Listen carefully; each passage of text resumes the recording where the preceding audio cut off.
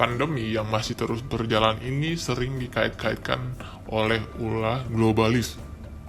Namun sebenarnya apa sih globalis itu dan siapa saja mereka? Globalisme merupakan suatu paham yang ingin menghubungkan dan menyatukan dunia sehingga satu negara bergantung dengan negara lainnya. Ketika paham ini diterapkan, muncullah istilah globalisasi. Globalisasi melibatkan pertukaran teknologi, politik, ekonomi, keuangan, dan budaya. Jadi, globalisme dapat juga diartikan sebuah ideologi yang mengedepankan kepentingan global daripada kepentingan negara. Mereka yang menganut paham globalisme ini sering disebut sebagai globalis. Dari sisi ekonomi, para globalis ini percaya bahwa batas-batas antar negara harus dihapuskan. Siapapun bebas berdagang di negara manapun yang mereka sukai. Mereka bebas untuk berwisata ke negara manapun tanpa harus terhalang dengan aturan visa. Mereka percaya dengan dibukanya batas-batas negara, daya saing sebuah negara tersebut akan meningkat pesat, lapangan kerja terbuka lebar, dan konsumen bisa mendapatkan barang dengan harga lebih murah. Maka dari definisi di atas, globalis lebih banyak didominasi oleh korporasi global. Nah, lawan dari paham globalis ini adalah nasionalisme. Paham nasionalisme adalah paham yang mengutamakan kenegaraan. Semua hal apapun itu harus menguntungkan kepentingan negara. Dan mereka yang menganut paham ini disebut nasionalis.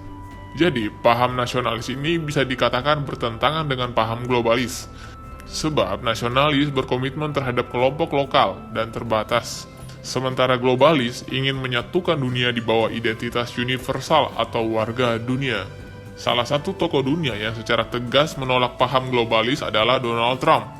Dikutip dari CNN, Trump bilang, "Amerika diatur oleh orang Amerika," kata dia. "Kami menolak ideologi globalisme dan memeluk doktrin patriotisme." Menurut Trump, hal ini dilakukan karena tiap negara di dunia mesti bertanggung jawab dan mempertahankan diri dari ancaman terhadap kedaulatan mereka.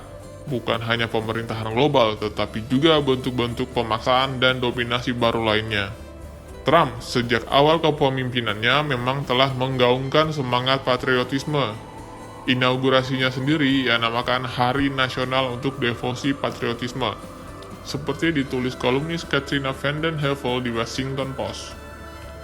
Tokoh dunia lain yang pro paham globalis ini adalah Presiden Prancis Emmanuel Macron. Bahkan secara terang-terangan dalam sidang PBB dia mengakui bahwa dia ada sikap skeptis emang terhadap badan-badan internasional seperti Uni Eropa dan PBB. Namun, dia memperingatkan bahwa nasionalisme selalu mengarah pada kekalahan.